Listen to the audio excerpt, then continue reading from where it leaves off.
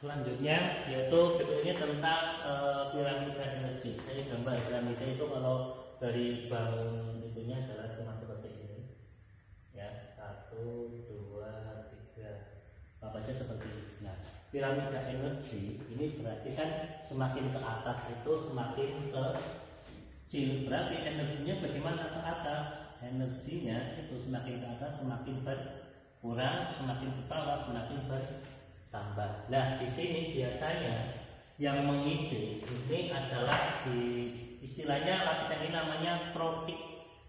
Berarti ini adalah tropik 1, tropik 2, tropik 3, tropik keempat. Nah, biasanya di sini ini adalah produsen. Ya, ini adalah konsumen pertama, ini konsumen kedua, ini konsumen ketiga.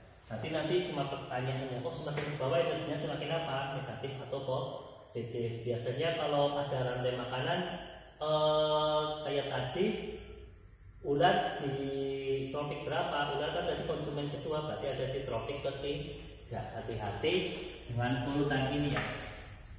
Tropik itu biasanya kalau konsumennya 2 berarti dia tropiknya di 3. Kenapa? Karena tropik pertama itu adalah produsen.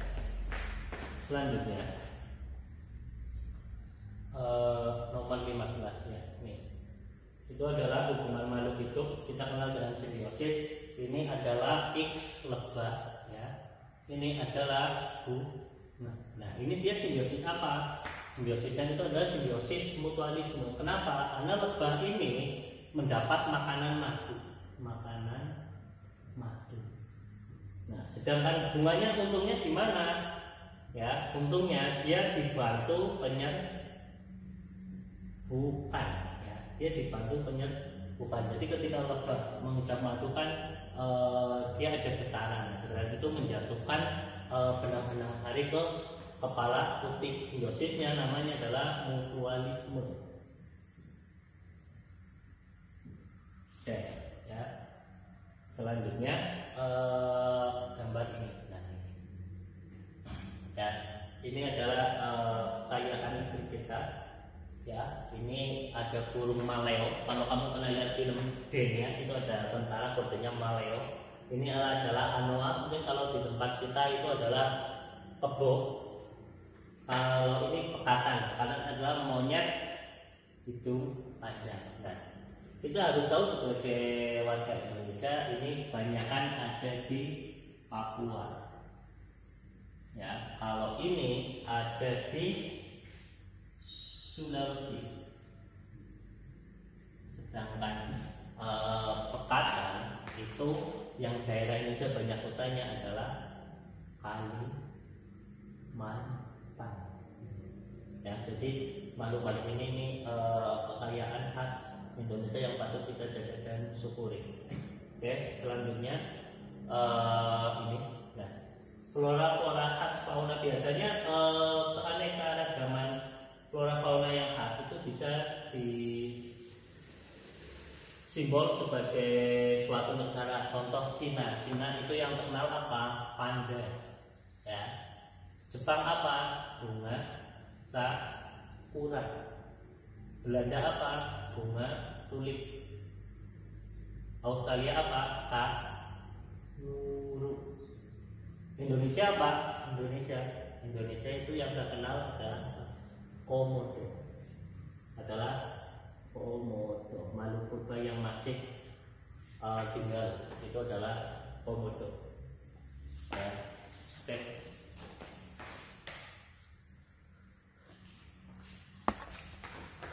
Selanjutnya nomor ini ya, nomor 18 itu adalah pencemaran lingkungan. Nah, kamu lihat di sini ini adalah gambar pembuangan limbah cair yang ke daerah perairan ya. Dampaknya apa? Dampaknya itu adalah pencemaran air. Ya. Jadi apa? Satu, ada oksigennya jelek. Yang kedua, banyak merkuri, ekosistem mati. karena airnya sudah tidak sehat.